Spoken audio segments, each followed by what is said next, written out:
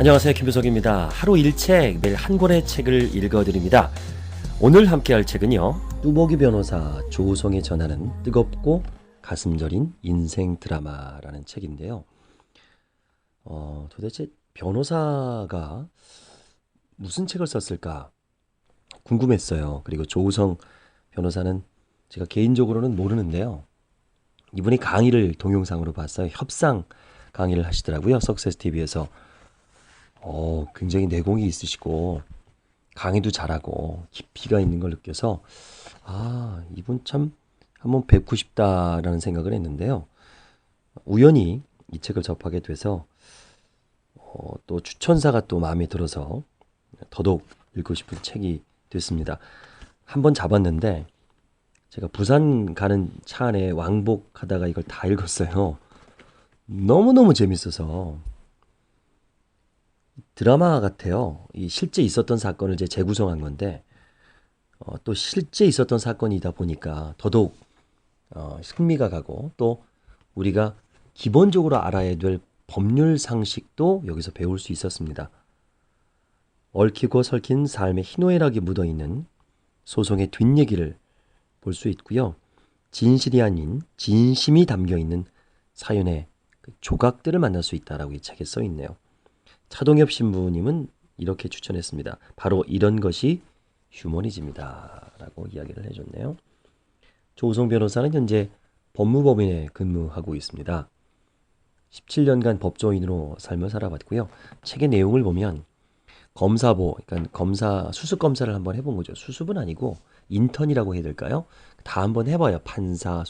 판사보, 검사보 이렇게 해보다가 자신이 맞는 것을 선택을 하는데 검사보를 할 때 자기도 모르게 범인들을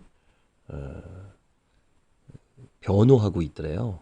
그분들의 안타까운 사연을 기술서에 뜨는 걸 보고 이 검사와 나는 맞지 않는구나 하고 아주 처음부터 변호사의 길로 들어선 사람입니다. 정이 많으신 분 같아요. 책을 쭉 보면 이게 그래서 변호사가 됐구나. 사람들을 변호하는 일을 하고 있구나. 라는 생각이 들었습니다. 책은 총 4부로 진행됩니다. 1부는 이제 가족에 대한 이야기, 2부는 인생은 지우개가 없는 드로잉이다. 해서 주로 이제 비즈니스에 대한 그런 또 이야기가 있고요. 또 3부는 사랑에 대한 이야기, 그 4부는 법에 대한 또 우리가 알아야 될 법들 이런 것들이 있는데요. 저는 2부는 넘어가고 1부와 그리고 3부, 4부 중에서 제가 공감되고 임팩 있다라고 생각되는 부분만 말씀을 드리겠습니다. 어차피 이게 다 설명을 못하니까요. 나머지 부분은 책으로 사서 보시면 좋겠습니다. 이 책 내 얘기를 들어줄 단 한 사람이 있다면 조우성님이 쓴 책은 꼭 보셨으면 합니다. 후회 안 하실 겁니다. 참 배우는 것도 많고요. 참 좋아요. 자, 당신은 위대한 아버지입니다. 라는 책인데요. 이제 이걸 좀 설명해 드리면 이제 변호사님들은 국선 변호를 좀 해야 돼요. 의무적으로. 근데 보통 국선 변호 사건은 단순 폭행이나 절도가 많은데 이번에는 피해액이 제법 큰 경제 사범이었습니다. 변호사들이 반드시 이행해야 할 의무 중에 하나가 국선 변호지만 이번 건은 쉽지 않을 것 같은 예감에 부담이 좀 앞섰대요. 자, 김상원 씨의 죄명은 유사수신행위규제법 위반입니다. 은행에서 고객들로부터 돈을 받은 뒤에 일정 기간이 지난 후에 이자를 붙여주는 것은 이제 수신행위라고 그러는데요. 이런 수신행위는 인가를 받은 금융기관만 취급할 수 있습니다. 근데 사설업체가 정부의 인가 없이 1,000만 원을 맡기면 매주 100만 원씩 12번에 걸쳐서 주겠다. 라는 식의 높은 이자를 약속하면서 돈을 받는 경우가 있습니다. 이걸 유사수신행위라고 하는데요. 유사수신행위 규제법에 따라서 무겁게 처벌됩니다. 자, 성원 씨를 비롯해서 일당 7명은요. 경기도 읍단위 마을 주민 300명을 대상으로 양돈 사업에 투자해서 돈을 불려주겠다고 약속하고는 1인당 적게는 몇백만 원에서 많게는 몇천만 원씩을 투자받았습니다.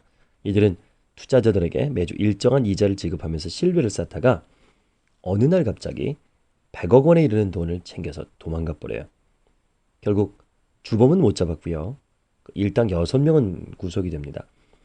근데 변호를 위해서 이제 처음 구치소에서 김성원 씨를 만났는데 이런 얘기를 하는 거예요. 자기는 뭐 전혀 그럴 줄 몰랐다. 동네 형님들이 손님들에게 커피 타드리고 나이 드신 분이 오시면 어깨 정도 주무르면 된다고 해서 갔을 뿐인데 또 수고비 쪽으로 돈을 조금 받았는데 전혀 이런 일이 일어난 줄도 몰랐다. 기가 막힌 거죠. 징역 3년형을 눈앞에 두고 있는 사람이 자기가 무슨 짓을 저질렀는지조차도 전혀 파악하지 못하는 거니까요. 자, 그래서 이미 뭐 수사기관이 증거가 확보가 됐고 또 순순히 잘못을 인정하고 법원에 선처를 바라는 것이 어떻겠냐고 이제 전했어요. 그러니까 성원 씨는 하소연을 합니다. 잘못한 게 없는데 죄를 인정할 수는 없지 않습니까? 제가 사람들을 상대로 사기친 것이 없는데 벌을 받는 건 억울합니다. 변호사님 진실을 밝혀주세요 라고 얘기한 거예요. 자, 국선 변호 사건은 대부분 이제 피고인이 죄를 시인하는 사건이어서 변호할 때 큰 어려움이 없거든요. 근데 이것처럼 무죄를 주장하면 아주 복잡해집니다. 자, 이 성원 씨를 만나러 성동구치소에 이제 가던 두 번째 날 유사 수신 행위를 한 일당들이 피해자들에게 나눠준 투자 설명서를 성원 씨에게 내밀었어요. 이게 뜻하지 않는 사건이 일어납니다. 사건이라기보다 일이 일어나요. 이 성원 씨는 한글을 못 읽는 거예요. 한글을 못 읽는 거예요. 요즘 같은 때 한글을 못 읽는 사람이 드물잖아요. 전혀 의외였죠. 그러면 한글을 못 읽는 사람이 고의적으로 피해자들을 속이려고 투자를 권유했다는 건 이거는 말이 안 되잖아요. 말 그대로 단순히 커피나 타주고 어깨나 주물러 줬다는 진실이 사실인 거예요. 이 조우성 변호사는 이제 안도를 합니다. 잘 됐네요. 제가 성원 씨의 무죄를 입증할 수 있습니다. 걱정하지 마세요. 근데 성원 씨가 이러는 거예요. 변호사님, 제가 한글을 못 읽는다는 걸 밝히실 건가요? 부탁입니다. 제가 한글을 모른다는 얘기는 재판에서 절대 하지 말아 주십시오. 아니, 무죄라고 주장하면서 무죄를 입증할 가장 강력한 증거인 글을 모른다는 걸 얘기하지 말라는 거예요. 왜 그런가 했더니 사연이 있어요. 아들이 지금 고3이에요. 아들은 이제 공부를 되게 잘한답니다. 몇 달 후면 수능 시험이 있는데 또 시골은 서로 다 알잖아요. 근데 동네 사람이 자기가 글을 모른다는 걸 전혀 모른답니다. 근데 그게 밝혀지면 마을에서 놀림거리가 될 거고 그렇게 되면 시험 공부를 제대로 할 수 없을 거라고 걱정을 하는 거예요. 자, 또 이번에 설득을 합니다. 성범죄 재판 경우엔 재판장의 허가를 받아서 방청객들을 전부 퇴장시킨 다음에 재판을 진행하는 방법도 있어요. 이번 사건도 그렇게 하면 비공개 재판으로 하면 되지 않겠느냐 했는데 그것도 싫대요. 어찌됐든 어떤 방법을 써도 자신의 글을 못 읽는다는 것이 밝혀져야 무죄가 선고가 되는데 그러면 어찌됐든 그게 알려진다는 거죠. 야, 대단하네요. 어느 정도로 얘기를 하냐면 그냥 감방을 살겠답니다. 한글을 모른다는 거를 밝히면 안 된대요. 그러니까 아들을 사랑하는 마음으로 그냥 살겠다는 거예요. 야. 자, 주범이 도망가 버린 상황에서 남아있는 공범들은 어떻게든 자신의 행위 가담 정도가 다른 사람에 비해서 미미하다는 점을 입증하기 위해서 상대방에게 죄를 떠넘기는 광경이 연출이 되거든요. 근데 성원 씨는 이렇게 막 사람들이 떠넘겼는데 그걸 다 뒤집어 쓰겠다는 거예요. 참. 성원 씨에게 도와달라고 부탁했다는 선배라는 사람도 자신이 빠져나가기 위해서 정작 중요한 투자 설명은 성원 씨가 했다는 식으로 법정에서 허위 진술까지 했습니다. 그런데도 성원 씨는 멀뚱멀뚱 눈으로 그 선배를 바라보고만 있는 거예요. 자, 반박할 증거가 부족해서 이 조우성 변호사는 이제 다 피해자들의 집을 수소문 다니면서 실제 투자 권유를 한 것은 다른 사람이고 성원 씨는 별다른 구체적인 설명을 하지 않았다는 점을 증언해달라고 사정했습니다. 하지만 피해자들은 성원 씨가 뭐 잘했다고 내가 그 사람 편을 들겠소? 라고 반문합니다. 그래도 억울한 사람이 옥살이를 해서는 되겠습니까? 라고 거듭 하소연했고 다행히 성원 씨에게 우호적인 두 사람의 증인이 나온 겁니다. 자, 두 명의 증인에게 이제 질문했던 내용은 이래요. 투자 설명회에 갔을 때 자료를 나눠준 사람은 누구였는가요? 투자 설명 자료에 따라 설명을 진행한 사람은 누구인가요? 그런 일련의 과정에서 성원 씨가 한 행동은 무엇인가요? 성원 씨가 단 한 번이라도 투자에 대해 설명을 한 적이 있나요? 일단 증인석에 서게 되면 거짓 증언을 할 경우 위증죄로 처벌받을 수 있기 때문에 증인들은 사실대로 증언을 하게 됩니다. 다행히 증인들은 성원 씨가 직접 투자 설명을 한 사실은 없으며 현장에서 커피를 타거나 잔 심부름만 했다는 점을 한결같이 증언해 준 거예요. 그래도 애가 탔던 조 변호사는 증인신문에서 저 사람은 한글도 읽을 줄 모르는 사람이라고요 라고 소리치고 싶은 욕망을 몇 번이나 씹어 삼켜야만 했습니다. 자, 1심 판결이 선고됐어요. 성원 씨를 제외한 나머지 5명은 징역 1년에 징역 3년의 시정을 받았고 성원 씨는 행위 가담 정도가 미약하다는 점이 인정돼서 징역 1년에 집행유예 2년의 형을 선고받았습니다. 자, 집행유예를 선고받으면 일단 석방되기 때문에 성원 씨는 약 4개월 만에 가족의 품으로 돌아갈 수 있었습니다. 그로부터 한 달 뒤에 성원 씨로부터 만나자는 연락을 받고 사무실 근처 식당으로 향했어요. 성원 씨와 그의 아내 그리고 그 아들이 함께 기다리고 있었습니다. 자, 식사 대접을 받은 거예요. 자, 그 아들이 이런 얘기를 합니다. 전 이번에 아버지 재판을 보면서 꼭 법대 진학하기로 마음먹었습니다. 억울한 일을 당한 사람들을 위해 애쓰시는 변호사님의 모습이 정말 보기 좋았습니다. 저도 꼭 어려운 사람을 돕는 변호사가 되고 싶습니다. 콧날이 찡해졌어요. 자, 식사를 마치고 아들의 손을 꼭 잡고 가는 성원 씨 가족의 뒷모습을 보았습니다. 징역 3년과 맞바꾸면서 지키려고 했던 바로 저 의젓한 아버지의 모습. 사람들은요, 자신의 가치관에 따라서 다양한 선택을 하죠. 내 기준으로 다른 사람도 이럴 것이다 라고 지레짐작하는 것은 참 위험한 일이에요. 아들의 수능 시험을 위해서 3년간의 감방 생활을 감수하겠다는 생각은 분명 일방적인 것이 아닙니다. 물론 성원 씨가 아들의 수능 시험만을 걱정한 것은 아니었을 거예요. 그동안 아버지로서 아들에게 보여줬던 위험을 잃고 싶지 않은 마음도 컸었을 겁니다. 하지만 그렇다 하더라도 그 대가가 징역 3년이라면 우리는 성원 씨와 같은 결정을 내릴 수 있었을까요? 참, 이 세상의 모든 아버지는 위대하신 것 같습니다. 변호사 조우성의 전화는 뜨겁고 가슴 저린 인생 드라마 내 얘기를 들어줄 단 한 사람이 있다면 이라는 책 함께합니다. 이번에는 유언장에 대한 에피소드예요. 어느 날 이제 할머님하고 그리고 아들하고 며느리가 이제 옵니다. 그래서 유언장 얘기를 이제 상담하는데요.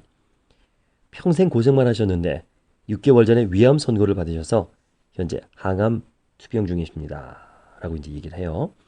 재산 분배에 관해서는 형제간에 전부 합의를 마쳤습니다. 그래도 확실하게 하려면 유언장을 작성해 두는 것이 좋다고 해서 이렇게 찾아봤습니다. 근데 어떤 거냐면 1000평짜리 논이 있었어요. 상속 대상 자녀로는 장남과 3명의 딸이 있었습니다. 현행 민법에 따르면 장남이라고 해서 특별히 더 많은 비율의 상속을 가져가는 것이 아니라 4명의 자녀가 공평하게 4분의 1씩 나누어 가져야 되는 거거든요. 근데 이제 그 주장을 어떻게 하냐면 내가 부모님을 모시고 있고 또 뒷바라지를 계속 해왔기 때문에 전체 농 가운데서 70%는 장남이 갖고 나머지 30%를 3명의 딸이 갖기로 합의를 했다는 거예요. 하지만 상속인들은 최소 자신이 법적으로 받을 수 있는 기본 상속분의 2분의 1까지는 보장받을 수 있습니다. 이를 유류분이라고 하는데요. 현재 며느리가 주장하는 대로 김 할머니가 유언을 하면 딸들의 유류분이 침해될 수 있다는 점을 설명했습니다. 일단 세 분의 따님들은 법상 원칙적으로 25%씩의 상속분이 인정됩니다. 그런데 말씀하신 유언대로 하면 따님들은 10%씩 밖에는 가져가지 못하는 건데요. 유류분에 따라서 따님들 각자의 기본 상속분인 25%의 절반, 즉 12.5%까지는 따님들에게도 보장이 되니까 10%만 주기로 유언을 하시면 나중에 따님들이 유류분 몫으로 각자 2.5%를 더 청구할 수 있습니다. 라고 얘기해 줬어요. 근데 이제 이러는 겁니다. 어머니는 저희가 쭉 모셨고 앞으로도 그럴 건데 이 경우에는 부모를 부양한 자식이 더 많은 상속분을 가져갈 수 있다면서요. 그 부분까지 고려하면 장남의 70%를 갖는 건 가능하지 않나요? 부모를 특별히 부양하거나 부모의 재산 형성에 기여한 자식들에게 상속분을 좀 더 인정해주는 제도를 기여분이라고 합니다. 며느리는 바로 이 점을 지적한 거예요. 그런 사정이 있으시다면 유언 내용대로 상속하는 것이 가능합니다. 무엇보다 가장 중요한 것은 유언자의 뜻인데 할머님 뜻이 그러시다면 그렇게 유언하셔도 됩니다. 라고 이제 얘기해 줬습니다. 그리고 변호사 사무실에 이제 직접 공증을 하는 방법으로 유언장을 작성할 것인지 물었는데요. 자, 그제서야 계속 고개를 숙이고 있던 김할머니가 입을 엽니다. 변호사님, 유언장은 제가 집에 가서 혼자 조용히 작성하고 싶습니다. 뭘 조심해야 하는지만 알려주세요. 하기야 유언장을 반드시 변호사 사무실에서 공증 방식으로 작성할 필요는 없거든요. 유언자가 자필로 작성하고 서명 날인을 하면 자필 증서에 의한 유언으로 효력이 발생합니다. 그래서 할머니께 유언장을 작성할 때 조심해야 할 점을 설명드리고 집에 가서 참고할 수 있도록 자료를 출력해 드렸습니다. 자, 그로부터 10개월이 지난 다음에 전화가 왔어요. 할머님이 돌아가신 거예요. 그래서 남은 자식들끼리 상속 문제에 관해서 얘기를 했는데 고모들이 자기들 모두에게 25%씩 달라고 주장하는 겁니다. 장남에게 70%를 물려준다는 유언장을 보여줬는데도 막무가 낸 거예요. 지난주에 남편을 상대로 소송까지 제기했습니다. 유언장이 있는데 그 내용과 다른 주장을 하면서 딸들이 소송을 제기했다는 사실이 쉽게 이해되지 않았던 거예요. 그래서 소송을 이제 하기 위해서 준비를 했죠. 근데 저쪽, 그러니까 원고 쪽 딸들의 소송 대리 담당 변호사가 대학 선배 안분이었던 거예요. 동아리 선배였죠. 또 가족법 쪽에 조예가 깊은 분이었습니다.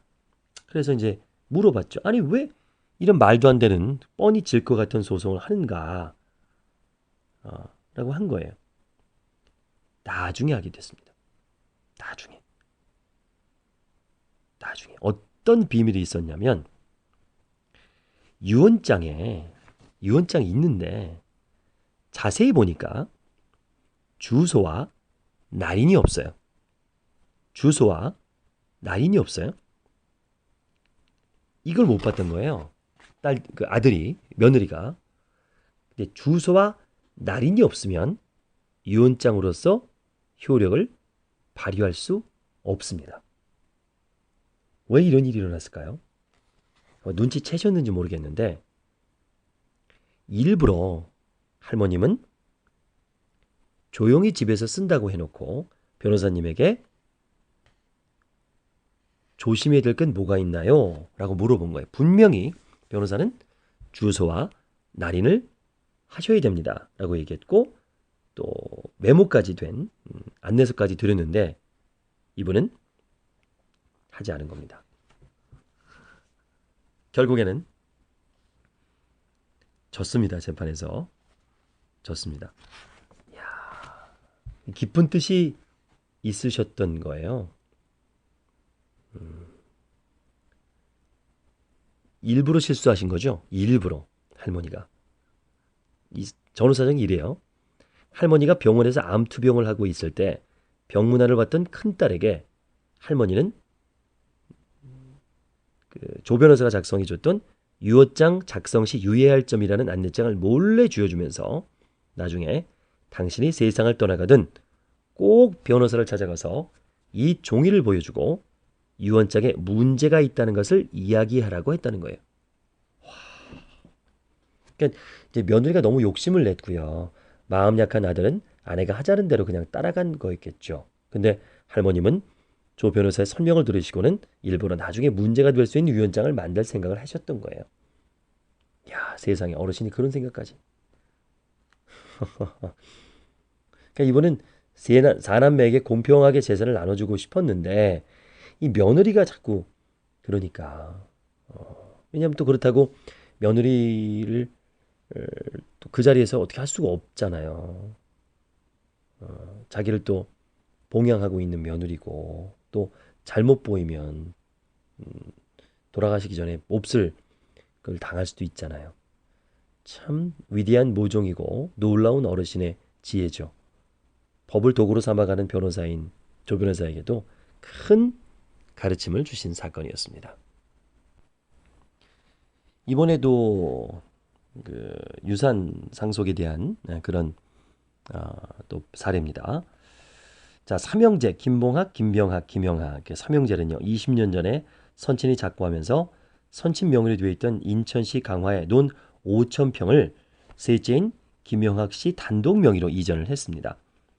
첫째 김봉학 씨와 둘째인 김병학 씨는 서울에서 대학을 마치고 사업과 직장 생활을 하고 있었지만 공부에 별로 취미가 없던 막내 김영학 씨는 시골에서 부모님을 모시고 농사를 지은 거예요. 대신 논에서 생산되는 쌀 가운데 20% 정도를 매년 첫째와 둘째에게 보내주고 나머지는 막내가 직접 소비하거나 팔아서 생계 보태기로 형제들 간에 합의를 했습니다. 뭐 당시 논 자체는 별다른 값어치가 없었거든요. 20년이 지난 후에 생각지도 않은 일이 터진 거예요. 정부가 이제 개발을 하는데 보상을 받게 된 겁니다. 보상금을 무려 100억 원 가량이 책정된 거예요. 평생 농사만 짓던 김영학 씨 입장에서는 뜻하지도 않은 횡재를 만난 셈이죠. 마음 착한 김영학 씨는 그 땅이 자신의 이름으로 등기되어 있지만 아버지로부터 물려받은 땅이었기에 형들과 함께 소유한 공동재산이라는 생각을 항상 염두에 두고 있었어요. 그래서 보상금을 형들과 어떻게 나누어야 할지 고민했습니다. 그런데 동생을 윽박질러서 이런 사인을 받아낸 거예요. 아예 자필 사인을 받아낸 거예요. 도장까지 찍은 거예요. 자, 김영학은 자신의 명의로 되어 있는 경기도 강화군 땡땡땡 소재 답 5,000평에 대해 해당되는 수용보상금 중 50%를 김봉학에게 35%를 김병학에게 지급한다. 형들이 나눠 갖는 거죠. 남는 거는 15%죠. 15%만 가지라는 거예요. 한편 그동안 위 논을 활용해 농사를 지어온 김영학은 그 이익을 두 형제들에게 반환한다는 의미에서 위 1항에 따른 금액 분배 과정에서 발생하는 제세 공과금을 전부 부담하기로 한다. 이렇게 되면 김영학 씨가 실제로 손에 쥐게 되는 보상금은 5억 원도 안 될 것 같았습니다. 자, 이거 아들이 찾아온 거예요. 이게 너무한 거 아니냐? 어떻게 이럴 수가 있냐? 뭐 자초지종은 이제 다 넘어가더라도 이제 그 쟁점은 그거예요. 어쩜 이럴 수가 있냐? 근데 본인이 사인을 했단 말이에요. 이게 해결 방법이 없었거든요. 근데 조우성 변호사가 묘안을 생각해냅니다. 본인이 자필 사인을 했는데 이걸 뒤집을 수 있는 묘안이 생각된 거예요. 이게 참 재밌네요. 이걸 뒤집었다는 게. 그러니까 고민을 계속했는데 이런 대안이 생긴 거예요. 논은 일단 아버님 명의로 되어 있으니까 보상금은 원칙적으로 아버님 것이죠. 그러니까 이제 그 막내 것이죠. 그 다음에 보상금을 큰아버지 두 분에게 무상으로, 즉 아무런 대가를 받지 않고 배분하는 것이므로 이는 법상 증여가 돼요. 자, 문제의 각서는 바로 아버님께서 두 형제분에게 보상금을 증여하겠다는 내용을 기재한 겁니다. 자, 아버지는 현재 이 증여 자체를 무효화시키고 싶으신 건데 그러기 위해서는 증여를 해제하는 방법을 찾아야 돼요. 그걸 찾은 거예요. 자, 우리 민법에는요. 증여를 해제할 수 있는 경우가 두 가지 규정되어 있습니다. 그 중에 하나가 증여를 받은 자가 증여를 한 자 또는 그 배우자나 아들에게 범죄 행위를 한 때, 다시 말해서 증여를 받은 김봉학, 김병학 씨가 증여를 하기로 한 김영학 씨나 그의 아들 김재영 씨에게 무언가 범죄 행위를 한다면 김영학 씨는 증여 계약을 해제할 수 있는 거예요.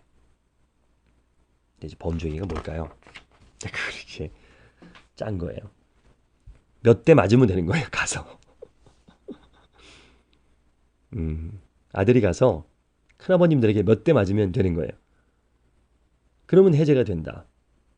자, 며칠 한 달쯤 지난 다음에 아들이 찾아왔습니다. 노란 봉투를 내밀었어요. 아버지와 제 상해 진단서입니다 하고 떼온 거예요.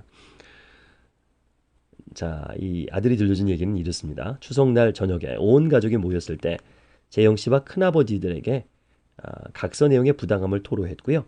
평상시 같으면 아버지 김영학 씨가 아들을 말렸을 테지만 이번에는 억울한 마음에 같이 항변을 했답니다. 자, 항상 고분고분하던 막내 동생의 정색을 하고 대들자 형들은 버릇이 없다며 김영학 씨와 재영 씨를 밀치고 뺨을 때렸습니다. 김영학 씨는 밀려 넘어지면서 장롱에 머리를 부딪혔어요. 그 다음날 김영학 씨는 전치 2주, 아들 재영 씨는 전치 1주의 진단서를 병원으로부터 발급받았습니다. 자, 이제 내용 증명을 보낸 거예요. 귀하, 김봉학, 김병학들과 김영학 씨 사이에는 2000땡땡년 몇월 며칠자 인천시 강화군 소재 논해 수영 보상금에 관한 증여계약이 체결된 사실이 있습니다. 2. 그런데 귀하들은 지난 며칠 날 밤 증여자인 김영학 씨와 그의 아들인 김재영 씨를 폭행하여 두 사람에게 각 전치 2주, 전치 1주간의 치료를 받으려 하는 상해를 입혔습니다. 귀하들은 이인이 공동으로 폭행을 가한 것인 바 이는 폭력행위 등 처벌에 관한 법률 제2조 2항에 해당되는 범죄입니다. 우리 민법 제556조 제1항 제1호에 따르면 수증자, 증여를 받은 자가 증여자 본인이나 그 직계 혈족에게 범죄 행위를 했을 때는 증여자는 증여계약을 해지할 수 있습니다. 이에 증여자 김영학 씨는 귀하들과의 증여계약을 정식으로 해지하는 바입니다. 와우, 이 무효가 된 거죠. 아무런 권한을 갖지 못하는 거니까 한 푼도 못 받는 거예요. 급기야 두 사람이 이제 김영학 씨를 찾아와서 사과하고 용서를 빌어서 자, 세 형제는 다시 합의서를 작성합니다. 새롭게 작성된 합의서의 주된 내용은 보상금은 삼형제가 3분의 1씩 가지며 제세 공과금 역시 3분의 1씩 부담한다라는 것이었습니다. 결과적으로 김영학 씨는 전체 100억 원의 보상금 가운데 제세 공과금을 제외한 25억 원 가량을 받을 수 있었습니다. 자, 변호사는 어떤 일을 하는 사람일까요? 물론 기본적으로 분쟁 속에서 뛰어들어서 한쪽 편에 서서 상대방과 싸우는 일을 하는 사람인데요. 하지만 때로는 전체적인 구도에서 가장 바람직한 결론을 내도록 판을 짜는 사람이 되어야 될 때도 있을 것 같습니다. 묘한 컨설팅으로 일을 해결한 정말 그 솔로몬의 지혜 같은 걸 하셨네요. 조우성 변호사의 내 얘기를 들어줄 단 한 사람이 있다면 함께 오겠습니다. 이번에는 내 아들을 신고합니다 라는 사건이에요. 어떤 분이 아들을 데리고 와서 이제 경찰에 신고하려고 하는데 상담을 한 거예요. 자, 주지정은 같은 동네에 사는 선배가 꼬드겨 가지고 집에 물건을 계속 훔친 겁니다. 그리고 또 현금 카드를 훔쳐서 1,000만 원 정도가 몇 차례에 걸쳐서 인출된 걸 발견한 거예요. 그 선배는 소년원에도 여러 차례 왔다 갔다 했다고 하더라고요. 그러니까 이제 재력가라고 소문이 났으니까 이제 그 선배가 아들에게 접근해서 갖은 협박을 해서 돈을 훔쳐와라 라고 한 거죠. 근데 그 물건을 훔쳤을 때 둘 다 전과자가 되는데 그래도 아들놈이 좀 덜 처벌받겠죠. 사주한 선배가 더 많은 처벌을 받으면 된다 이런 식으로 얘기를 한 거예요. 그러니까 전과 기록이 남아도 아무래도 그렇지만 각오를 하고 온 겁니다. 그러니까 정신을 차려야 된다 이런 마음으로요. 그리고 선배가 더 처벌을 받아야 된다. 이거를 이제 물어보니까 다른 물건을 훔친 적은 없고 아드님이 김 사장 댁 물건만 훔친 거예요. 그래서 이제 아들을 보니까 그냥 뭐 착하게 생겼어요. 뭐 뺨에 손털이 보송보송한 철없는 어린애입니다. 그래서 쭉 얘기를 하고 몇 가지 범죄 일체를 자백받는 내용의 진술서를 쓴 겁니다. 야, 어떻게 진짜 대단하네요. 아들을 정신 차리기 위해서 전과자를 만들어도 상관없다라는 마음으로 호되게 이제 교육을 하는 거죠. 자, 경찰은 둘째 아들과 그 선배를 모두 소환해서 조사를 했습니다. 사건의 전모는 모두 드러난 상황이었기 때문에 범행 사실을 부인하기란 불가능했죠. 수사 결과 절도한 물품이나 금전은 전부 선배가 사용하거나 보관하고 있었습니다. 전과 조회를 해보니까 그 선배는 벌써 소년범 전과가 3개, 일반 전과가 2개나 있었어요. 이번 사건까지 유죄로 인정되면 실형을 선고받을 확률이 높습니다. 자, 막상 수사가 시작되니까 김 사장 걱정이 커진 거예요. 둘째 아들이 경찰서에 2번 정도 왔다 오더니 완전히 사색이 됐다는 겁니다. 변호사님, 제 아들은 어느 정도 형을 받게 되는 건가요? 자, 그제서야 마음에만 품고 있던 정확한 답을 이 조 변호사는 알려줬습니다. 아드님은 처벌되지 않습니다. 걱정하지 마십시오. 뭐라고요? 처벌되지 않는다고요? 네. 형법상 친족상 도래 규정 때문에 처벌되지 않습니다. 친족상 도래라니 그게 뭔가요? 우리나라 헌법은요, 친족 간에 일어나는 일정한 범죄에 대해서는 형을 면제해주고 있는데 이를 친족상 도래라고 합니다. 특히 김 사장의 아들의 경우처럼 직계 혈족 간의 절도죄에 대해서는 형벌 자체를 면제하도록 규정하고 있는 겁니다.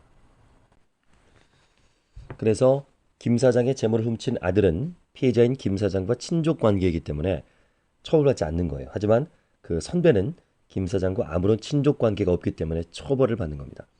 그럼 왜 이 얘기를 처음부터 하지 않았냐? 김 사장이 이걸 알면 자칫하면 이 규정을 악용할 수도 있을 것 같았고 또 애초 신고의 목적이었던 엄격한 훈육을 위해서라도 아들에게 충분히 겁을 줘야 할 것 같았기 때문이었습니다. 결국 김 사장 아들 문제는 더 이상 수사를 진행하지 않고 종결 처리됐지만 그 선배는 절도의 상습성이 인정돼서 징역 1년형이 선고됐습니다. 설마 자기 아들인데 뭐 어떻게 하겠어? 라고 생각하며 여유를 부리던 선배 녀석은 잭괴에 빠진 꼴이 됐습니다. 이후에 김 사장을 만날 때마다 둘째 아들의 안부를 물어보는데요. 그때 몹시 또 호되게 당한 것이 약이 됐는지 요즘은 말썽 피우지 않고 잘 지낸다고 합니다. 자식도 품 안에 들 때 자식이라는 속담이 있죠.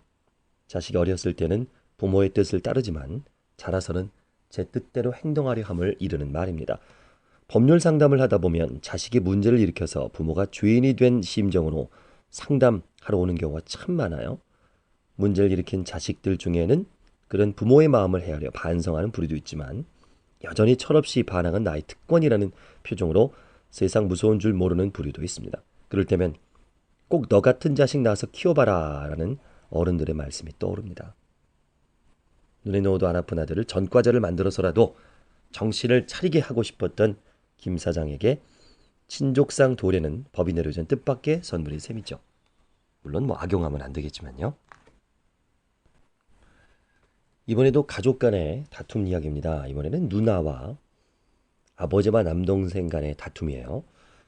부동산 소유주인 누나가 그녀는 현재 부산에 거주하고 있어요. 그리고 그 자기가 소유하고 있는 건물에 아버지와 남동생이 건물 2층에 무상으로 살 수 있도록 해줬고요. 별도의 보증금 월세도 안 받았어요. 아버지와 남동생은 10년째 누나의 건물에서 별다른 대가를 내지 않고 거주하고 있었습니다. 근데 최근에 누나가 아버지와 남동생에게 시세에 합당한 보증금과 월세를 낼 것을 전제로 새로운 임대차 계약을 체결하자고 요구했고요.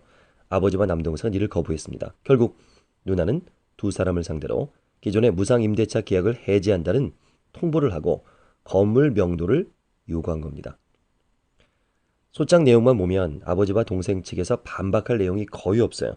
민법에 따르면 특별한 기간을 정해놓지 않은 임대차 관계에서 집주인이 계약 해지를 통보할 경우 6개월이 경과하면 해지 효력이 발생합니다. 즉 아버지와 동생은 누나가 임대차 계약 해지를 통보한 날로부터 6개월이 경과하면 건물에서 나가야만 합니다. 자, 소송은 변론기일을 2차례나 진행한 상황이었고요. 아마도 2~3차례 더 변론기일을 진행한 뒤에 재판이 종결될 것 같습니다. 지금까지 아버지와 동생 측은 변호사 없이 본인들이 직접 사건을 진행해 왔는데 아무래도 분위기가 심상치 않으니까 변호사 선임을 준비하고 있는 거예요. 자, 자초지종을 들어보니까 누나가 참 나쁜 사람 같잖아요. 그리고 이 엄동설안에 동생과 아버지를 길바닥에 내쫓잖아요. 이거 정말 무정한 거죠. 그러나 이제 가족사를 딱 물어보니까 그러니까 변호사는요 이렇게 일방적으로 아무리 변호지만 그 사람 편의 얘기만 들어서는 안 되더라고요. 저쪽 편 사정도 봐야 이게 해결책이 나옵니다. 이게 어떻게 보면 변호사가 변호만 지금 하는 게 아니라 조 변호사는 뭔가 이걸 협상하고 이걸 해결해 주려는 진정한 노력이 보여요. 자, 가족사를 이제 하나씩 다 물어본 겁니다. 장장 3시간에 걸친 대화를 통해서 확인한 내용은 이래요. 누나와 형욱 씨는 10살 터울입니다. 아버지는 외양선을 타는 뱃사람이어서 집에 있는 시간이 많지 않았습니다. 그런데 우연한 사고로 한쪽 다리를 심하게 다쳐서 더 이상 배를 타지 못하게 됐고 그 이후로는 노름과 술에 빠져서 어머니에게 심한 폭력까지 휘둘렀습니다. 결국 남편의 폭력을 참다 못한 어머니는 누나가 15살이 되던 해에 가출했고 그 후 누나는 아버지와 형욱 씨를 위해서 집안 살림은 도맡아 했습니다. 자, 상황이 상황이니까 누나는 고등학교를 중퇴할 수밖에 없었고 대신 동생인 형욱 씨가 학교를 잘 다닐 수 있도록 뒷바라지를 했습니다. 형욱 씨는 누나 덕에 대학까지 졸업할 수 있었어요. 누나는 악착 같은 직장 생활을 해서 돈을 모았고 세 식구가 어느 정도 기본적인 생활을 누릴 수 있는 형편까지 살림을 일구었습니다. 그 후 누나는 부동산 경매에 뛰어들어서 작은 평수의 부동산을 낙찰받은 것을 시작으로 점점 발전해서 의정부에 2채의 건물을 소유하게 됐어요. 누나는 사업을 해보겠다는 형욱 씨를 위해서 5억 원에 달하는 돈을 조달해 줬고요. 하지만 사업에 소질이 없던 형욱 씨는 투자금을 모두 날려버렸습니다. 그러던 중에 누나가 사랑하는 사람이 생겼어요. 평생을 아버지와 남동생을 위해서 헌신하던 누나가 비로소 자신을 보듬어주는 사람이 생기자 많이 행복했습니다. 그런데 그때부터 가족 간의 갈등이 생긴 거예요. 누나의 결혼을 아버지와 남동생이 반대하고 나섰던 겁니다. 남자의 학력이 고졸이라는 이유 때문이었어요. 누나는 자신도 고등학교를 졸업하지 못했는데 남자의 학력이 뭐 그리 대수냐고 말했지만 아버지와 남동생은 그래도 고졸인 남자와의 결혼은 안 된다며 두 사람의 결혼을 완강하게 반대했습니다. 누나는 그 남자를 만나면 가족들의 생각이 달라지리라 생각했지만 오히려 아버지와 형욱 씨는 얼굴을 마주한 자리에서 그 남자에게 면박까지 주고 말았습니다. 자, 형욱 씨가 설명하는 상황이 잘 이해가 되지 않은 거예요. 아니, 평생을 아버지와 남동생을 위해서 헌신한 누나가 사랑한다는데 왜 반대했냐? 그랬더니 그 남자는 누나의 돈을 보고 결혼한 거다. 능력도 없다. 그래서 반대했다. 누나가 사고라도 나면 재산 대부분이 그 사람한테 넘어가지 않겠느냐. 그러니까 이제 재산을 뺏길까봐 불안했던 거죠. 이야, 그런 또 생각이 있네요. 재산이 엄청 많으니까 누나가. 어쨌든 누나는 그 후로 가족들과 일절 연락을 끊었고요. 사업차 부산에 내려가면서 아버지와 남동생을 건물에서 내보내기 위한 소송을 제기한 겁니다. 자, 누나의 마음을 여기서 이제 이해할 수 있어야 되죠, 우리가. 평생을 가족 뒷바라지를 위해 살았는데 자신이 사랑하는 사람이 생겼는데 결혼을 축하해주지 못할 만정 면박까지 줬으니까 야속함을 넘어서서 이제 분노까지 더해진 거죠. 그래서 그동안 진행했던 문서들을 살펴봤어요. 그래서 이렇게 쓴 거예요. 쟁점은 정리되지 않고 감정만 있는 겁니다. 어릴 때부터 누나는 자기중심적이었다. 커서도 돈을 번답시고 아버지와 동생에게 항상 고압적이고 권위적인 자세를 취했다. 지금 소송을 제기하는 것만 봐도 얼마나 이기적이고 돈만 밝히는 사람인지 알 수 있지 않는가. 이 소송은 천륜을 배반한 것이다. 뭐 이렇게 처음부터 끝까지 누나에 대한 비난으로 가득 차 있었습니다. 자, 이런 식으로 소송하면 승소하기가 어렵죠. 방법을 바꿨습니다. 형우씨, 제가 하자는 대로 할 수 있겠습니까? 그래야만 제가 이 사건을 맡을 수 있습니다. 하고 준비서면 초안을 따로 작성했습니다. 하지만 변호사로서 내가 이 사건을 정식으로 위반하는 형식을 취하지는 않았고 기존처럼 계속해서 형욱 씨가 직접 서면을 작성하는 형태를 취했어요. 물론 내용은 완전히 다르게 썼습니다. 주요 내용은 이래요. 문득 소송을 진행하다가 과연 내가 무엇을 하고 있는지 돌아보게 됐다. 그리고 나와 아버지에게 누나라는 사람이 얼마나 소중한 사람인지 뒤늦게 깨달았다. 그동안 누나의 마음을 헤아리지 못했던 부분이 컸다. 특히 매형될 사람을 데리고 왔을 때 마음으로 축하해주지 못한 것이 지금도 후회된다. 가족으로부터 받지 못한 따뜻함을 그분에게서 느꼈을 텐데 이를 헤아려주지 못했다. 생각해보면 아버지와 나는 평생 누나에게 짐만 되는 존재였다. 이번 사건의 결과에 상관없이 더 이상 누나에게 짐이 되지 않겠다. 이거 뭐 청천벽력이죠.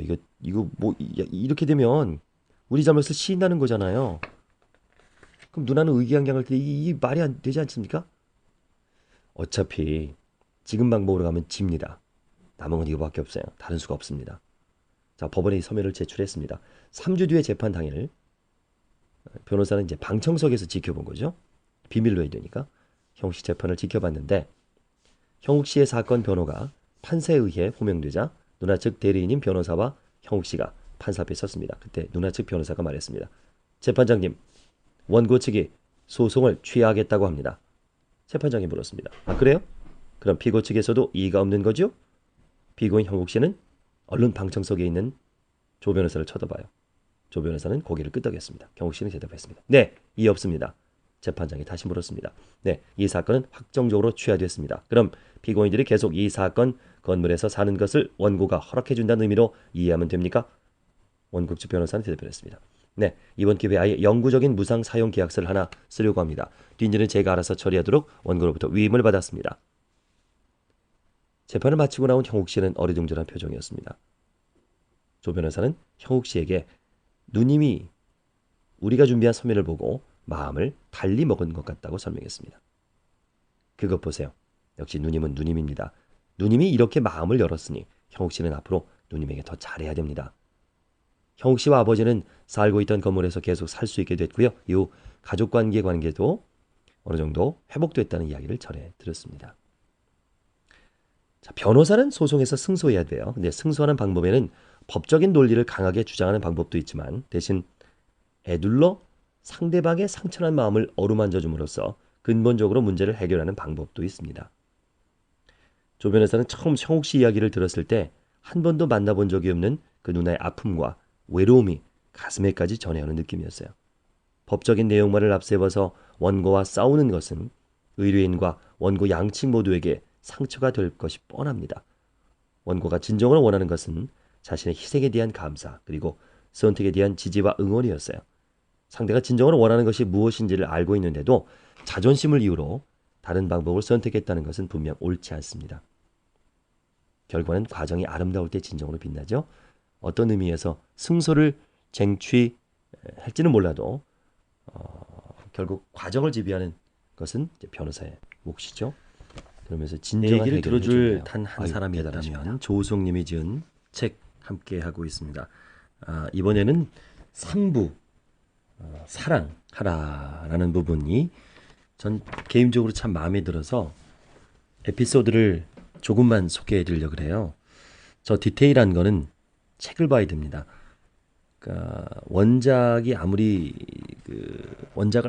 잘 표현해도 원작을 기본으로 한 영화나 드라마, 라디오 드라마 이런 것들이 원작만큼 못하잖아요. 각색은 아무리 잘해도 제가 아무리 소개를 잘해도 이 책만큼은 못할 겁니다. 이 사랑에 대한 이야기인데요. 우선 재밌는 게 있어요. 애인에게 준 선물 돌려받을 수 있나요?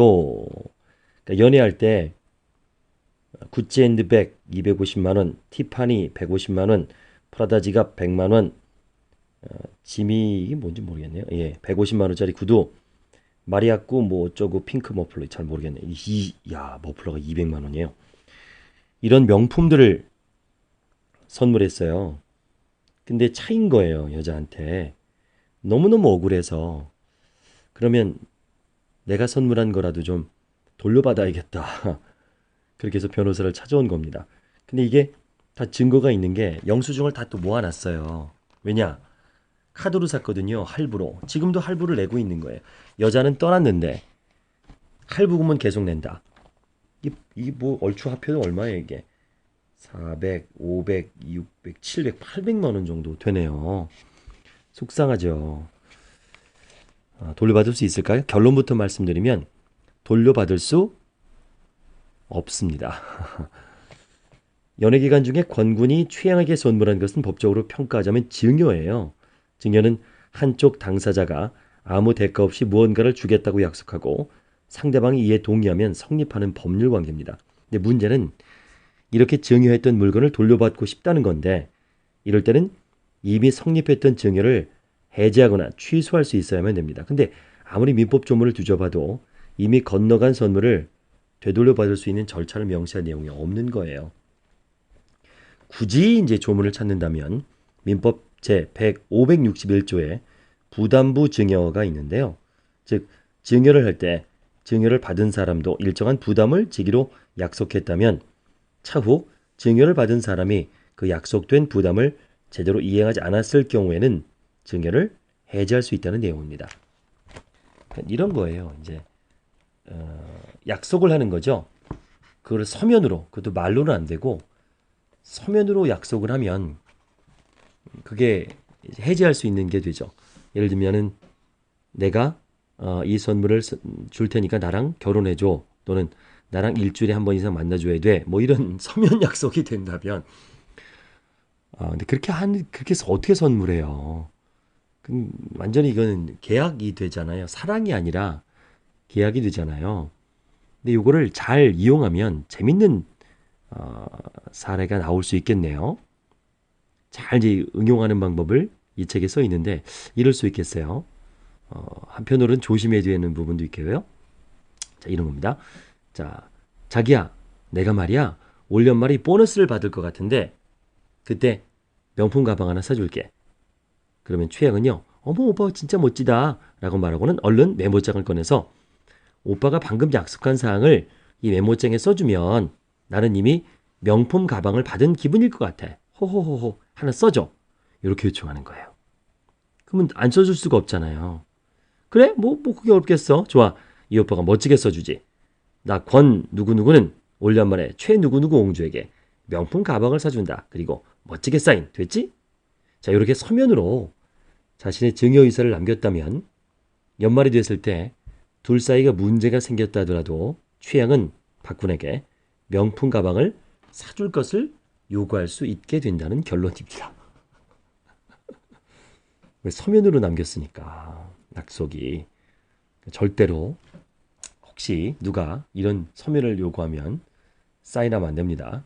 그러니까 이게 말은 얼마든지 뒤집을 수 있는데 이 서면은요, 사인은 조심해야 됩니다. 그걸 또 이 에피소드에서 느꼈네요. 이번에는 또 아주 참 희한한 소설 같은 그런 사건이에요.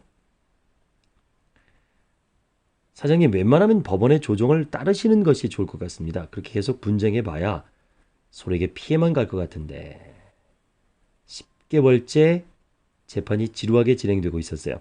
A사와 B사가 공동으로 공사를 수주해서 진행했는데 발주처로부터 받은 공사 금액 20억 원을 나눈 과정에서 갈등이 생긴 겁니다.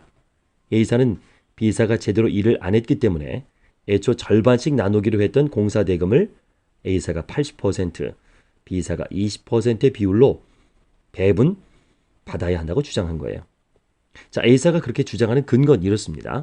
B사가 제때 인력을 투입하지 않고 납기일도 맞추지 못해서 A사가 이를 메우기 위해 대신 인력을 대거 투입했으므로 추가로 자금을 투자한 만큼 더 받아야 된다는 거죠. 결론적으로 A사는 발주처로부터 받은 20억 원을 A사와 B사가 각각 16억 원과 4억 원으로 나누는 것이 합당하다고 주장했습니다. 자, B사는요, 자신들이 조금 더디게 일을 진행한 부분은 있지만 결과적으로는 일이 성공적으로 마무리됐으니까 발주처로부터 공사 대금 전액을 받았으니까 당초 예정대로 절반씩 나눠야 된다는 입장입니다. 이때 이제 조 변호사는 B사를 대리했죠. 법원은 재판을 진행하는 과정에서 B사가 이를 완벽하게 처리 못한 점을 인정해서 받을 금액의 일부를 양보해야 된다고 판단했어요. 법원은 A사가 14억 원, B사가 6억 원을 분배받는 것을 전제로 한 조정안을 양측에 보냈습니다. A사는 14억, B사는 6억. 근데 양쪽 다 받아들이지 않은 거예요. 자, 이 변호사가 보기에는 이 조정안은 합리적인 편이거든요. 근데 A사와 B사 모두 자존심이 상해서 한치도 양보를 안 하는 겁니다. 그래서 A사의 오사장과 B사의 권사장은 업계 서로 경쟁 관계에 있었기 때문에 이번 사건은 단순히 금액 분쟁을 떠나서 자존심이 걸린 문제라고 생각을 한 거죠. 특히 오사장은 이번 사건을 통해서 B사가 일을 제대로 처리하지 않았다는 사실을 업계에 알림으로써 앞으로의 수주 경쟁에서 우위를 점하겠다는 생각이 있었고요. 반대로 B사는 자신의 잘못이 법원에 의해 공식적으로 인정되는 것에 상당한 민감한 반응을 보인 겁니다. A사를 대리하는 김 변호사는 이제 조 변호사의 선배였대요. 가끔 만나서 이 사건을 두고 서로 푸념을 들어놓는 거죠. 정말 고래 심줄이죠. 그런데 갑자기 이런 일이 생긴 거예요. 재판 기일을 이틀 앞둔 날 그 선배가 조 변호사에게 전화를 한 겁니다. 조 변호사, 이번 재판 기일은 부득이하게 연기하게 되겠어. 이 오 사장 아버님께서 오늘 새벽에 돌아가셨다 그러네. 오 사장이 외동아들이거든. 3주 후에 재판 기일을 다시 잡아달라고 판사님께 말씀드릴 테니까 기일 변경에 동의 좀 해주게. 당연히 그래야죠. 또 이 사실을 의뢰인인 권 사장에게도 알렸습니다. 비사죠, 그러니까. 권 사장은 잠시 침묵하더니 혹시 오 사장 부친의 장례식장이 어디인지 알아봐 줄 수 있냐고 물었어요. 자, 오 사장의 부친의 빈소가 마련된 포항의 어느 장례식장 이름을 알려줬습니다. 2주일 후에 김 선배에게 연락이 온 겁니다. 조 변호사, 이 사건 당사자 사이에 합의가 됐다네. 이야기 들었나? 아니, 금시초문인데요? 어떻게 합의됐답니까? 우리 의뢰인이 말이 전체 20억 원 가운데 A사가 12억 원, B사가 8억 원을 갖는 걸로 합의했다고 하던데? 아니, 엄청나게 양보한 거죠. 14억에서 12억, 2억을 양보한 거거든요. 그러니까 B사는 6억 원을 갖는 거였는데 8억 원을 갖게 된 거니까 좋은 결과를 얻은 거죠. 자, 이날 권 사장에게 이제 자초지정을 듣게 됩니다. 권 사장은 자신이 아무리 오 사장과 법정에서 다 싸우고 있는 사이라 해도 오 사장의 부친산 소식을 듣고 그냥 넘어가서는 안 될 것 같아서 포항까지 조문을 하러 내려갔다고 합니다. 권 사장의 부친은 1년 전에 췌장암으로 세상을 떠나셨는데 오 사장의 부친산 소식을 듣고 보니까 문득 작년 일이 떠올랐기 때문이라 그래요. 돌아가시기 몇 달 전에 극심한 고통을 겪은 아버지를 지켜봤던 권 사장으로서는 오 사장의 부친상 소식이 허투루 들리지 않았던 겁니다. 권 사장이 빈소를 찾은 것이 뜻밖이었는지 오 사장도 상당히 당황하더랍니다. 자, 권 사장은 예의상 물었죠. 이거 얼마나 상심이 크십니까? 지병이라도 앓으셨나요? 라고 물었더니 마침 또 오 사장 부친도 1년 넘게 똑같은 췌장암으로 고생을 한 거예요. 갑자기 아버지 생각이 난 거예요, 권 사장이. 그래서 그 자리에서 그냥 대성통곡을 한 겁니다. 갑자기 슬픈 거예요, 아버지 생각나서. 근데 오 사장은 영문을 모른 거죠. 왜 이 사람이 대성통곡을 하나? 오버하나? 왜 이러나 했는데 자초지정을 들으니까 똑같이 췌장암으로 돌아가신 거잖아요. 그리고 고통스러워서 모습을 너무나도 보기가 힘들었는데 둘 다 똑같은 고통을 겪어서 서로 부둥켜 안고 울기까지 했다라고 합니다. 자, 권 사장은 도저히 발걸음이 떨어지지 않아서 계속 술을 마시면서 장례식장에 있었고요. 발인을 할 때 장지까지 따라가서 추모이해를 다했답니다. 며칠 후에 사무제를 마친 오 사장이 권 사장에게 전화를 했습니다. 더 이상 불필요한 분장하지 말고 전체 20억 원 가운데 A사는 12억 원만 가질 테니까 나머지 8억 원은 B사가 가져가라고 그 내용을 각서로 쓴 후에 사건을 종결짓자고 제안을 했다는 겁니다. 그러니까 이제 부친 장례에 와서 마음을 크게 써준 데 대한 보답으로 받아줬으면 좋겠다고 말한 거죠. 자, 이게 뭐예요? 그러니까 아버님의 죽음이 아들 잘 되라고 그렇게 기도하셨는데 아들을 구해줬네라고 권 사장은 생각을 한 거죠. 그리고 그 후에 A사와 B사는 또 하나의 공사를 공동으로 수주했고요. 이번에는 서로 호흡을 맞춰서 잘 맞춰서 성공적으로 프로젝트를 진행하고 있답니다. 참 이게 드라마 같은 일이 실제로 있었네요. 사람들이 소송을 하는 이유는 뭘까요? 돈 때문이기도 하고요. 감정 때문이기도 합니다. 특히 서로 자존심을 걸고 법정 싸움을 벌일 때는 적당한 수준에서 합의하는 것이 거의 불가능합니다. 합리적으로 생각한다면 분명 서로 양보하고 자신의 본업에 충실하는 것이 이득일 텐데 자존심이 걸려 있으면 달라지죠. 합리적인 선택을 그 자존심이란 녀석이 가로막는 겁니다. 사람은 그만큼 감성적인 존재거든요. 평행선으로 치닫던 오 사장과 권 사장의 분쟁, 그 치열했던 자존심 대결을 무장 해제시킨 것이 바로 아버지라는 공통분모였습니다. 그 어떤 합리적인 논리에도 철옹성처럼 문제기 않던 두 사람의 단단한 마음이 아버지에 대한 추억과 사랑으로 봄눈 녹듯이 녹아버린 거죠. 자, 사람의 마음을 얻는 마스터키는 결코 논리에 있는 것은 아닌가 봅니다. 그게 에토스, 파토스 그런 얘기 또 하잖아요. 이 책에도 그 얘기가 있습니다. 이번에는 이제 협상에 관계된 일화기를 좀 해볼게요. 조우성 변호사가 강의한 협상 동영상에도 비슷한 사례가 있었어요. 아마 이걸 가지고 강의를 한 거 아닌가 싶은데 그 오리지널 버전이 여기 있네요. 이 책에. 요 대목은 비즈니스맨이라면 꼭 보셨으면 좋겠어요. 저도 강의할 때 이런과 비슷한 이야기를 그동안 해왔거든요. 영업과 설득, 협상 같은 거니까요. 그 얘기를 좀 해드릴게요. 이 친구는 정말 찔러도 피 한 방울 안 나올 겁니다. 거기다 우리가 의뢰 입장이니 어떻게 접근해야 할지 난감합니다. 종종 법적 자문을 구하곤 했던 중견 의료기업 N사의 남 사장님이 찾아왔어요. 당시 미국에서 인기를 끌었던 이 브랜드를 한국에 들여오기 위해서 브랜드 소유권을 갖고 있는 미국의 V사와 한 달째 접촉 중이었거든요. 미국 내에서 이 브랜드는 유명 할리우드 스타를 통한 마케팅을 공격적으로 진행해서 국내에서도 인지도가 점점 높아지고 있던 상황이었습니다. 국내에서는 남 사장 회사 외에도 3개의 경쟁사가 V사와 접촉 중이었거든요. 남 사장의 협상을 진행하는 파트너는 V사의 아시아 담당 캐리본 본부장이었습니다. 캐리 본부장이었어요. 회계사 출신의 깐깐한 유태인 캐리는 자신의 협상에 있어서 더 우월한 갑의 위치라는 것을 잘 알고 있었기 때문에 결코 협상 조건을 양보하지 않았습니다. 자, 라이센스 계약과 관련해서 가장 쟁점이 되는 부분은 로열티 산정 기준에 관한 거였어요. V사가 원하는 로열티는 전체 매출액의 10%였습니다. 일반적인 의류 제품 로열티 산정 기준은 매출액이 아닌 순수익의 7, 8% 수준인데 매출액의 10%를 로열티를 요구하는 V사의 주장은 남 사장 입장으로서는 수용하기 어려운 조건이죠. 남 사장은 거듭해서 5에서 7% 선으로 내려줄 것을 간곡하게 부탁했지만 캐리 본부장은 자신의 입장을 굽히지 않았습니다. 다음 주에 다시 뉴욕에서 비즈니스 미팅을 갖는데 어떤 식으로 접근하면 좋을까요? 참 난감한 부분이죠. 고민을 거듭한 끝에 나는 이 문제를 풀 수 있기 위해서 법적인 접근보다는 인간적인 접근을 시도할 필요가 있다고 생각했습니다. 혹시 캐리 본부장 취미가 뭔가요? 가족관계라도.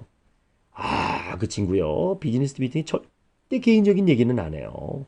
어설프게 접근했다가는 전문적이지 않은 것처럼 보일 수 있어서 조심스럽기도 하고요. 그러면 어떻게든지 캐리 본부장 사무실 안으로 쳐들어가야 됩니다. 사무실 안을 둘러보면 취미나 관심사가 뭔지 알 수 있거든요. 저도 세일즈 할 때 책상 위에 있는 사진, 책, 상장 이런 것을 보고 파악했거든요. 같은 방법을 쓰는 거죠. 근데 워낙 빈틈없는 유대인이라 사무실로 찾아갈 수 있는 게 불가능할 것 같다고 생각했습니다. 근데 엉뚱한 방법을 생각해낸 겁니다. 자, 남 사장이 수맥 탐지본과 고려 청자, 모조품이죠. 들고 가서 캐리에게 수맥이 무엇인지 설명한 다음에 수맥이 있으면 두통이 생기고 건강에도 좋지 않은데 한국에서는 전통적으로 수맥을 탐지하는 방법이 있으며 수맥이 흐르는 위에 고려 청자를 놓으면 나쁜 기운을 억제할 수 있다는 거짓말을 하는 겁니다. 야, 이게 이런 아이디어를 낸 거예요. 남 사장이 이 말이 되냐고 그랬는데 일단 뭐 믿죠 본전이니까 해본 거죠.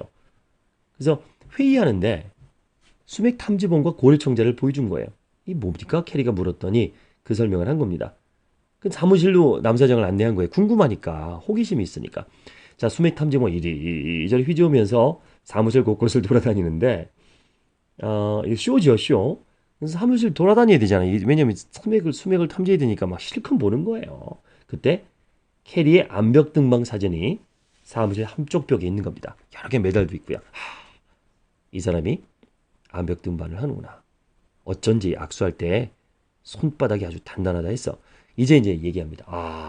다행히 수맥을 발견되지 않았습니다. 하지만 이 고려청자를 사무실에 두면 도움이 될 것입니다. 라며 너스레를 떨고는 고려청자를 캐리의 사무실에 두고 나온 겁니다. 그리고 곧바로 암벽 등반에 관해서 공부하기 시작한 거예요. 나중에 시중에 있는 암벽 등반에 관한 서적과 잡지를 모두 탐독하고 암벽 등반을 가르쳐주는 기관에 등록해서 기초 코스를 배우기 시작했습니다. 근데 너무 성급히 배우다 보니까 손바닥이 물집투성이가 됐고 급기야 붕대를 감을 정도의 상처를 입고 말았습니다. 그로부터 한 달 뒤에 남사장은 최종 협상을 위해서 뉴욕의 V사를 다시 방문했습니다. 근데 캐리 본부장이 악수하는 남사장 손을 보고 깜짝 놀란 거예요. 아유, 왜 다치셨습니까? 원래 저도 암벽 등반에 관심이 좀 있었는데 이제는 나이가 들어서 포기하려 했었어요. 근데 최근 당신의 사무실에서 암벽 등반 사진을 보고서는 다시 배워보겠다는 결심을 했죠. 이 뒤늦게 시작했기에 의욕이 나와 앞서다 보니까 이렇게 손바닥에 상처를 입었습니다. 이렇게 전형적스럽게 그동안의 노력을 설명한 거야. 캐리는 반색을 한 거죠. 아이고, 암벽 등반은 기초훈련이 가장 중요한데 의욕만 있다가는 큰일 납니다. 왜 나에게 물어보지 않았어요? 그러면서 이제 암벽 등반 얘기를 한 거죠. 근데 오랫동안 이제 관련 서적을 탐독했기 때문에 대화가 되는 거예요. 최신 뉴스도 모두 꿰고 있으니까 얼마나 얘기가 잘 통해요. 자, 며칠 후에 남 사장은요, V사에서 보내온 라이선스 계약서 초안을 들고 나를 찾아봐서 그동안 일어났던 일들을 상세히 설명해 줬습니다. V사에서 보내온 계약서에는 그동안 협상 과정에서 절대 타협할 수 없었던 로열티가 매출액의 10%가 아닌 7%로 기재됐던 겁니다. 참, 제가 설명을 안 해도 알겠죠? 실제 사례입니다, 이게. 자, 그 후에 캐리는 암벽 등반에 관한 장비들 리스트, 교육용 영상 이런 걸 막 이메일로 보내주고요. 자신이 쓰던 암벽 장비 몇 가지를 또 보내주고요. 또 남사장은 본격적으로 암벽 등반을 시작했고 3년이 흐른 지금에도 암벽 등반 마니아가 돼 있답니다. 계속해서 또 2년이 계속돼서 V사와 의료 브랜드 라이센스 재계약에 또 성공했음 물론이고요. 첨예하게 대립되는 협상에서 양측은 이성적인 논리와 근거를 가지고 상대방을 설득하기 위해서 노력합니다. 하지만 때로는 이성보다는 감성적인 부분이 더 큰 힘을 발휘할 때가 있죠. 만약 어떤 이유로든 상대방에 대한 호감이 생기면 이는 다른 모든 것을 뛰어넘어 협상을 원활하게 만들어주는 마법 같은 효과를 하기도 합니다. 사람은 자기가 좋아하는, 자기랑 비슷한, 자기와 공통점이 있는 사람에게 호감을 갖는 건 당연한 거거든요. 힘든 협상을 앞두고 있다면 협상 자체의 쟁점 못지않게 협상해야 할 상대방이 무엇을 좋아하고 무엇을 마음에 두고 있는지를 세심하게 살필 필요가 있습니다. 이를 통찰력이라고 부르든 지혜라고 부르든 적어도 한 단계 높은 접근 차원이라는 것은 분명한 것 같습니다. 김효석의 하루 일책 도움이 되셨나요? 구독과 알람 눌러주세요. 그럼 매일 올라오는 영상을 자동으로 받아보실 수 있습니다.